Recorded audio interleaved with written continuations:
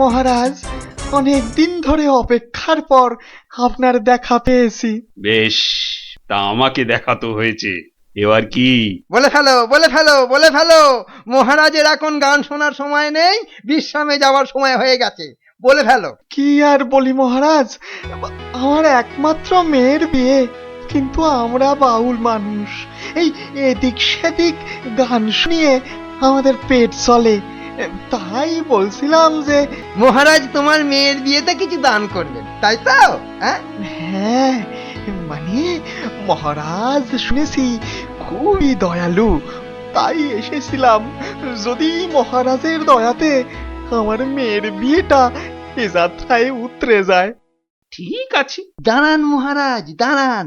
এই বাউলকে তো আপনি সাহায্য করবেন, হ্যাঁ, কিন্তু একে দিয়ে একটা কাজ করিয়ে নিলে হয় না? কি আবার কাজ?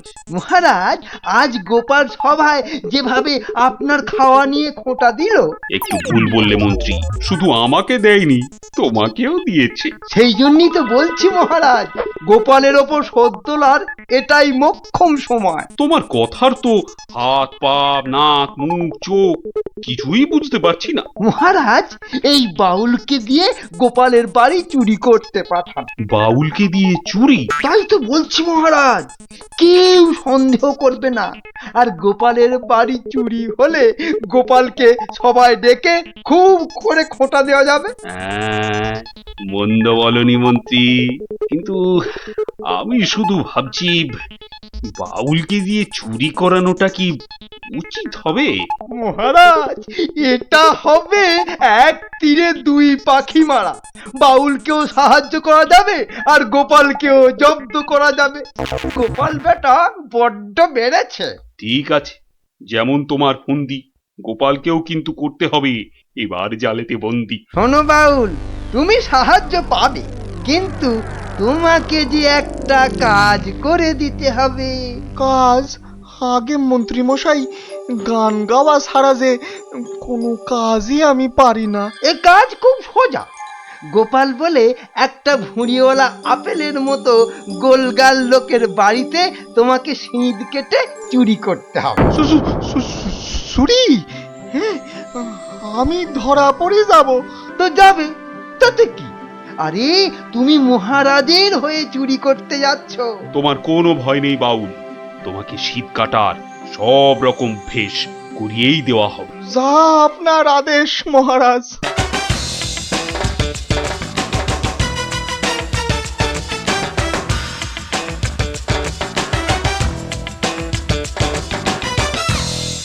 এই মন্ত্রী, তোমার বাউল তৈরি হলো ওই শীত কাটার জন্য?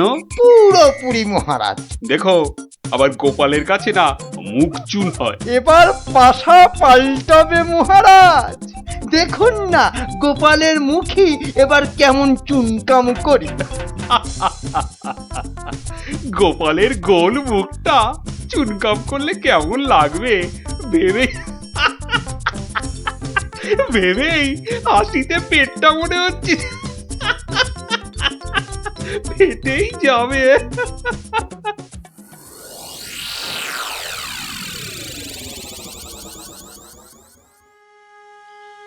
বুঝলে গিন্নি, মহারাজ আর মন্ত্রী বোধহয় আমাকে জব্দ করার জন্য কোনো ফন্দি আঁকছে। কেন? ওরা শুধু শুধু কেন তোমাকে জব্দ করতে যাবে? তুমি তো আর মন্ত্রীটাকে চেনো না, পাক্কা একটা ষড়যন্ত্রী। এই এই শুয়ে পড়ো তো। আমার ঘুমের চোখ বন্ধ হয়ে আসছে। শুয়ে পড়ো, শুয়ে পড়ো। আহা গিন্নি, তুমি বুঝতে পারছো না, মন্ত্রীটা একটা, এই দেখো কি নাকও ডাকা শুরু হয়ে গেল। কিন্তু মহারাজ যেন কদিন ধরে ঠিকভাবে কথা বলছেন না আমার সঙ্গে, কেমন যেন এড়িয়ে এড়িয়ে চলছেন। আর মন্ত্রীর কদিন ধরে সভায় পাত্তাই বা নেই কেন?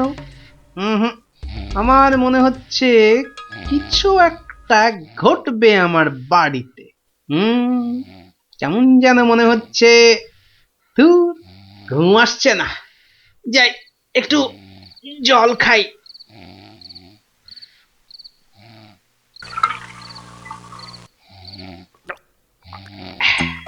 রি কিসের যেন একটা শব্দ হচ্ছে। কে যেন মাটি কাটছে। হ্যাঁ ঠিক তাই, ঠিক শুনেছি, এ তো শীত কাটছে। দাঁড়া বেটা চোর, তোকে এবার দেখাচ্ছি মজা। মনে হচ্ছে প্রায় চলে এসেছি। ও আর একটু কাটতে পারলেই হলো। তারপর গোপালের বাড়ি চুরি, আর চুরির জিনিস নিয়ে সোজা মন্ত্রীর কাছে। ব্যাস, তারপরে মেয়ের বিয়ের টাকা আমার হাতে।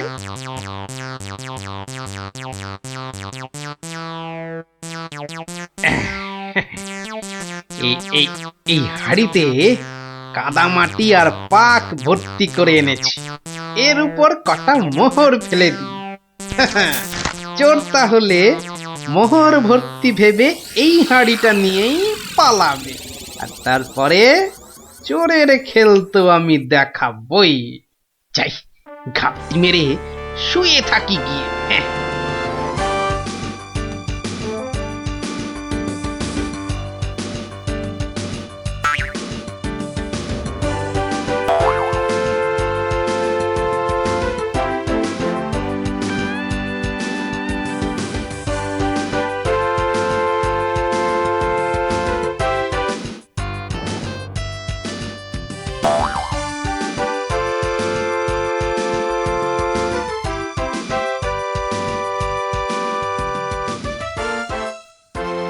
গুলতিটা কোথায়, গুলতিটা কোথায়, দেখি দেখি দেখি। এই পেয়েছি।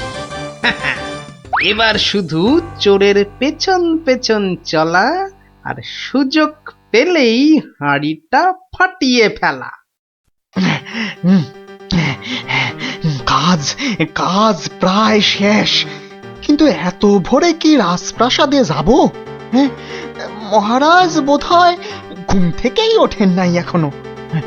যাকে এগোই তো, মন্ত্রী মশাইয়ের সঙ্গে দেখা হয়ে যাবে ঠিকই। ও বাবা, চোর যে প্রাসাদের দিকে যাচ্ছে। তাহলে ঠিকই ধরেছি। এ মনে হচ্ছে ওই মন্ত্রী মশাইয়েরই ফন্দি। দাঁড়াও, এবার দেখাচ্ছি আমার গুলতির টিপ। বাবা, এ তো চোর দেখছি সবাইকেই চেনে। আচ্ছা, মানে আমাকে জব্দ করার ফন্দিটা বেশ ভালো করেই আটা হয়েছে। আমার নাম যে গোপাল, এবার সবাই দেখবে চোরের কাদা মাখা সকাল। ওই তো মন্ত্রী মশাই। যাই ওনার কাছে গিয়ে এই হাঁড়িটা দিই।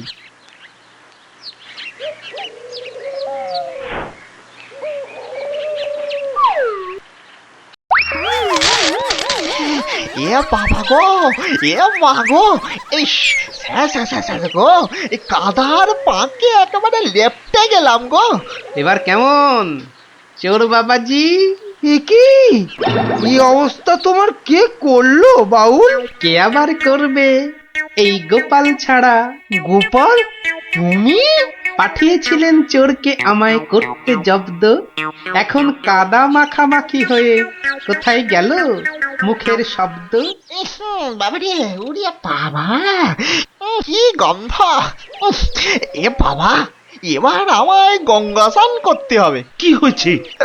দেখুন মহারাজ, আপনার কথায় চুরি করতে গিয়ে আমার কি অবস্থাটাই না হলো। এ সব মন্ত্রী তোমার ওই গোবর মাথার বুদ্ধি। ছি ছি ছি ছি ছি ছি, বাউলের কি দশাটা হলো বলো দেখি। সব ওই গোপালের কাণ্ড মহারাজ। তুমি আর নাক নেড়ো না তো মন্ত্রী, এক্ষুনি যাও বাউলকে পরিষ্কার করে চান করিয়ে ওর মেয়ের বিয়ের জন্য যা অর্থ লাগে দিয়ে দাও। আর আমি মহারাজ? তুমি আবার কি? বাহ, চোর ধরলাম, আপনার মন্ত্রীর মাথায় যে গোবর ভর্তি সেটা দেখিয়ে দিলাম। আর হয়েছে, তোমারও কিছু পুরস্কার চাই, এই তো? হ্যাঁ, মানে মহারাজ, এই চোর ধরার জন্য কাল সারা রাত ঘুমোইনি মহারাজ। বেশ, আজ তাহলে তোমার ছুটি।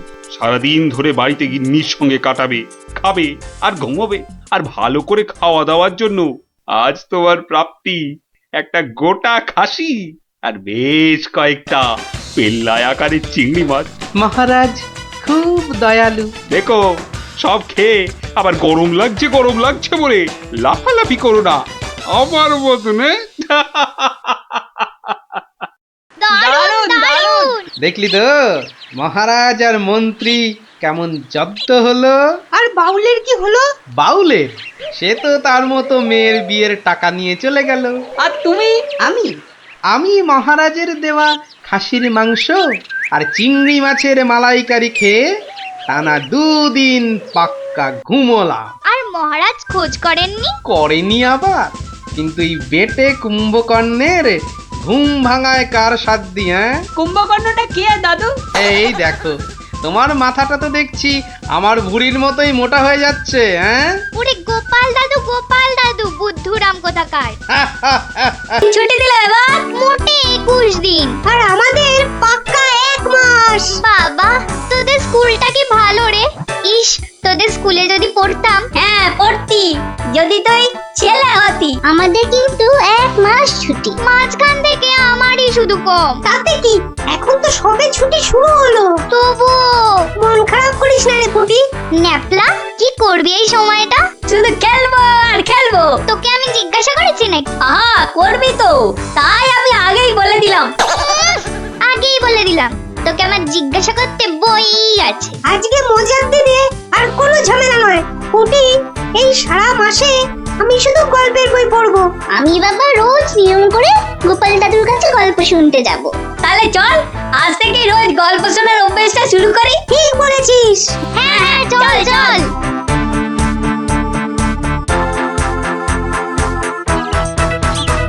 দেখি রে, সবাই একেবারে সুবোধ বালক বালিকার মতো হাজির। ব্যাপার কি? হ্যাঁ, আজ থেকে আমাদের 1 মাসের ছুটি স্কুলে, তাই রোজ আমরা গল্প শুনবো তোমার কাছে। আর সেই রোজটা আজ থেকেই শুরু। বলিস কি রে, রোজ? হ্যাঁ হ্যাঁ, রোজ রোজ। কিন্তু তাহলে তো আমার গল্পের ভাড়ার শেষ হয়ে যাবে রে। গোপাল দাদুর গল্প কখনো হয় না গল্প। বাহ, আবার কথাও শিখেছিস যে ভালোই। হ্যাঁ, কিন্তু তোদের 1 মাস ছুটি হলেও আমার তো আর রাজসভায় ছুটি নেই রে। তাতে কি, তুমি রোজ সবাই যাওয়ার আগে একটা, আর সবার থেকে ফিরে আরেকটা গল্প শোনাবে। সকালে হয় কি, ওই বিছানা থেকে উঠতে আমার দেরি হয় বুঝলি। আর তোরা তো অনেক সকালে উঠেই চলে আসবি গল্প শোনার জন্য। বুঝতেই তো পারছিস, খাওয়া আর ঘুম এই দুটোই আমার খুব প্রিয়। আর এর একটাকেও বাদ দিলে আমার সারাটা দিন কেমন যেন যায়। ঠিক আছে, বিকালেই শুনবো আমরা, তাই তো? ঠিক আছে ঠিক আছে। এখন তাহলে গল্প শোনাবে তো দাদু? এখন? হ্যাঁ দাদু, এবার শুরু করো না। হ্যাঁ হ্যাঁ, শুরু করো। আচ্ছা, বেশ বেশ বেশ, তাহলে শোন শোন একটা গল্প। মহারাজ, আপনি গুরুদেবের কাছে যাবেন বলে সকাল সকাল আমাকে ডেকে আনলেন, কিন্তু এই পোশাক কেন আপনার? কেন, রাজার পোশাকে কি গুরুদেবের কাছে যাওয়া যায় না? তা যাবে না কেন মহারাজ, কিন্তু শিষ্য হিসেবে এ পোশাকে না যাওয়াই মনে হয় ভালো। কথাটা মন্দ বলনি গোপাল, কিন্তু কোথায় এখন এই জামা কাপড় পাল্টাই? কেন মহারাজ, আমার বাড়ি আছে না? বেশ বেশ, চলো তাহলে তোমার বাড়ি। বাড়িতে গিন্নি আছে তো? না মহারাজ, আমি আপনার সঙ্গে যাব বলে ও একটু ওর বাপের বাড়ি গেছে। বাবা বাবা বাবা, বউ গেল বাপের বাড়ি আর গোপাল দিল রাজার সঙ্গে বাড়ি। চমৎকার চমৎকার।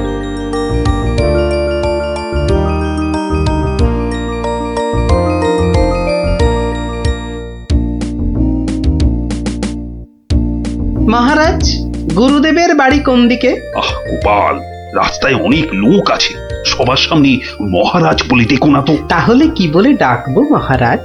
আবার মহারাজ বলে? তুমি আমাকে হ্যাঁ, চন্দ্র বলে ডাকবে। বেশ, আচ্ছা চন্দ্র, গুরুদেবের বাড়ি আমরা কিভাবে যাব? কেন, নৌকো করে? এই নাথুরি, চন্দ্র, ওই যে নৌকো। আয়, কে আছো? নৌকো ডাকো। চন্দ্র, এখানে আর আপনি মহারাজ নন। ঠিক ঠিক, না না, ভুল করে ফেলেছি গোপাল। চলো চলো, আমরাই নিজেরাই গিয়ে না হয় নৌকোয় উঠি। কোন দিকে যাবে গো? বলো চন্দ্র। চন্দ্র মানে চাঁদে যাবে? ঠাট্টা করছো আমার সঙ্গে? না না, আমার নাম চন্দ্র, আমাকে বলতে বলেছে। ওই তো ওই পারে আমার গুরুদেবের আশ্রমে যাব। 5 মোহর লাগবে। মহারাজ মানে চন্দ্র, মোহর আছে তো? হা, আরে মোহর আনার কথা মনে করবে তো গোপাল। এখন কি হবে? আগে মোহর ফেলবে, তারপর নৌকো নড়বে। তাহলে এক কাজ করো, আমার গলার এই না না চন্দ্র, না। কি দেবে বললে? গলার হার? না না, বলছে গলায় হার আটকে গেছিল, তো সেটা বার করতে গিয়ে যা মোহর ছিল সব বদ্যিকে দিয়ে দিতে হয়েছে। আজ নিয়ে চলো, কাল তোমাকে এখানে এসে আমি তোমাকে 5 মোহর দিয়ে যাব, কেমন? চেহারা দেখে তো ভদ্রলোক বলেই মনে হচ্ছে। ঠিক আছে, চলো, কাল কিন্তু মোহর দিয়ে যাও। আর একটু হলেই ধরা পড়ে যাচ্ছিলাম আর কি। কি বলছো বিড়বিড় করে? বলছে এক্ষুনি যদি ছাড়ো নৌকো করে ফস, কাল পাবে মোহর 5-এর বদলে 10। তাহলে তো পালের দড়িটা ছাড়তেই হচ্ছে। দাঁড়াও দাঁড়াও, ও মাঝি ভাই দাঁড়াও। চোখের কি মাথা খেয়েছে নাকি? এতক্ষণ পর বসা থেকে উঠে দাঁড়ালাম, তাও বলে কিনা দাঁড়াও। আহা, এ দাঁড়াও তো সে দাঁড়াও নয়। থামো থামো মাঝি ভাই, থামো। এ দাঁড়াও হচ্ছে থামো। এ কথা তো পরিষ্কার করে বললেই হতো। এত দৌড়ে ঘাম ঝরিয়ে বলার দরকার কি? আস্তে করে বললে যেন আমি দাঁড়াতাম না। মাঝি ভাই, মাঝি ভাই, আমি আমি ওই পারে যাব, আমাকে একটু পার করে দেবে গো? যাব না কেন? নিশ্চয়ই যাব, যখন আমি 5 মোহর পাবো। এবার ছাড়ো তো দেখি ঝটপট। নৌকো নামে চটপট।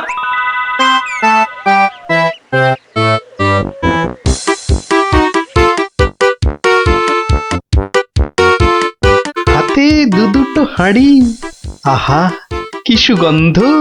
আপনারা আপনারা কোথায় চললেন? ওই গুরুদেবের আশ্রমে। আমি যাচ্ছি কুটুম্বের বাড়ি। তাই হাতে দুটো মিষ্টির হাঁড়ি। একটাতে রসগোল্লা আর আর আর আর আর আর অন্যটাতে সন্দেশ। দুটোই মনে হচ্ছে নলেন গুড়ের। কি করে বুঝলে তুমি?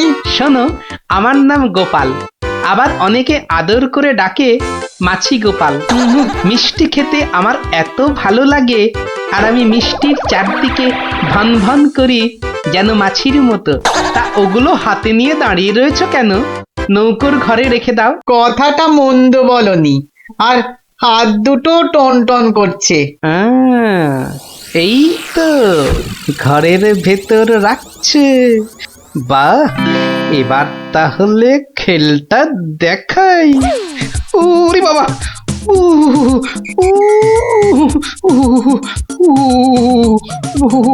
কি হলো গোপাল? মনে হচ্ছে জ্বর আসছে। বাবা, হঠাৎ করে জ্বর চলে এলো? এতক্ষণ রোদে দাঁড়িয়ে রয়েছি না, মনে হচ্ছে সেজন্য। নৌকোর ঘরের ছায়ায় গেলে মনে হয় কাঁপুনিটা কমবে। ও, তাহলে যাও, নৌকোর ঘরের ভেতরেই যাও। হ্যাঁ, তাই যাই।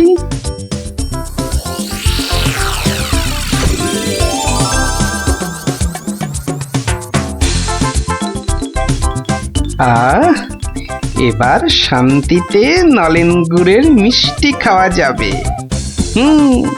দেখি দেখি দেখি। বাবা, প্রথমে কি খাই কি খাই কি খাই? রসগোল্লা না সন্দেশ? সন্দেশ না রসগোল্লা? আগে আগে রসেরটাই খাই।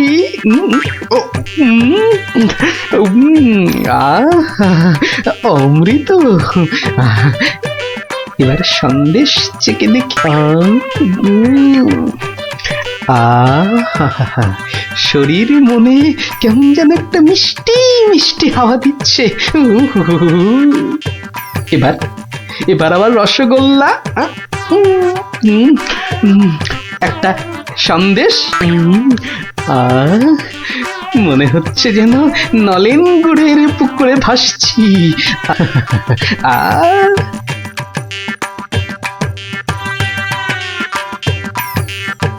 গোপাল অনেকক্ষণ হলো ঢুকেছে, কাঁপুনি কমেছে কিনা কে জানি।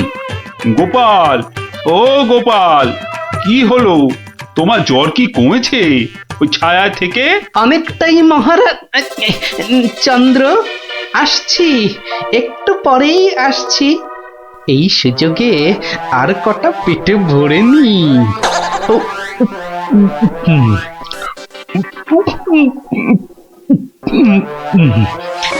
রে, রসগোল্লা যে শেষ, গোটা কুড়ি সন্দেশ পড়ে আছে। এক কাজ করি, এগুলো এগুলো জামার ভেতর ঢুকিয়ে নি, তাহলে মহারাজের গুরুদেবের কাছে নিয়ে যাওয়া যাবে। কমেছে জ্বর? অনেকটা, অনেকটা। নৌকো তো পাড়ে চলে এলো, চলুন। হ্যাঁ, চলো চলো।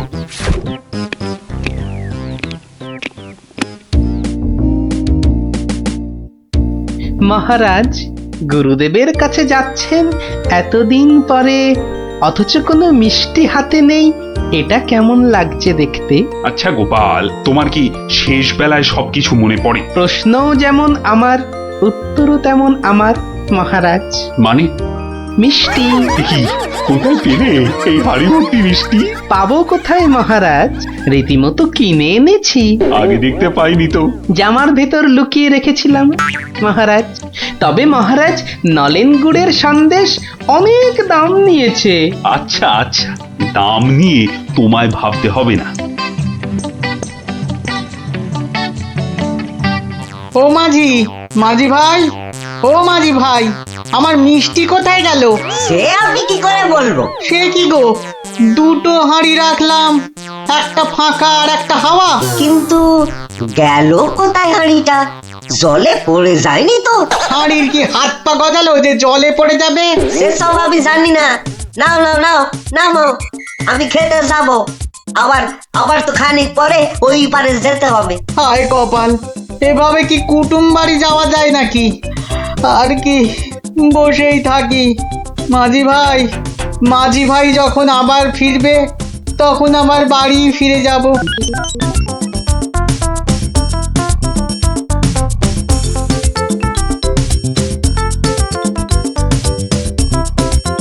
তবে গোপাল, তুমি যা মিষ্টির খেল দেখালে, তার কিন্তু জবাব নেই। শুধু মুখের জবাবে হবে না মহারাজ। বুঝেছি, পুরস্কার তো হবে হবে। এ কি, সেই বণিক না ঘাটে একা বসে আছে কেন? ওর মনে হয় আমাদের খুব পছন্দ হয়েছে, তাই আমাদের জন্য বসে আছে, একসঙ্গে ফিরবে বলে। ঠাট্টা রাখো গোপাল।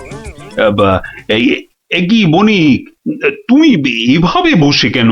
আর কি, আমার দুটো মিষ্টির হাঁড়ির একটা হাওয়া আর একটা ফাঁকা। তাহলে তোমার কুটুম বাড়ি? আর যাওয়া হলো না। কিন্তু তোমার মিষ্টির হাঁড়ি গেল কোথায়? মাঝি বলছে হয়তো জলে ঝাঁপ দিয়েছে। না না, গোপালের হাতে হাঁড়ি, তোমার আবার একটা হাঁড়ি নেই। গোপাল যেন জাদু করে মিষ্টি নিয়ে এলো। গোপাল, সত্যি করে বলো তো, এটা তোমার কারসাজি নয় তো? কি বলবো মহারাজ?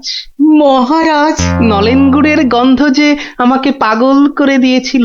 ছি ছি গোপাল, এ তোমার ভারী অন্যায়। কিন্তু মহারাজ, অন্যায় যদি আমি করেও থাকি, তাহলে আপনি, আপনার গুরুদেব, সবাই তো সেই অন্যায়টাই করেছেন।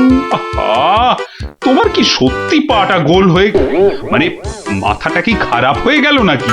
না মহারাজ, বণিকের থেকে হাতানো মিষ্টি তো আপনি খেয়েছেন, আপনার গুরুদেবও খেয়েছেন, তাহলে আপনারাও তো সমানভাবে দোষী মহারাজ। না না না না, মহারাজ কৃষ্ণচন্দ্র আমার মিষ্টি খেয়েছেন, এ তো আমার পরম সৌভাগ্য। বলো কি গোপাল, তুমি করলে চুরি, আর মাঝখান থেকে আমাকে আর আমার গুরুদেবকেও করলে চোট, হ্যাঁ?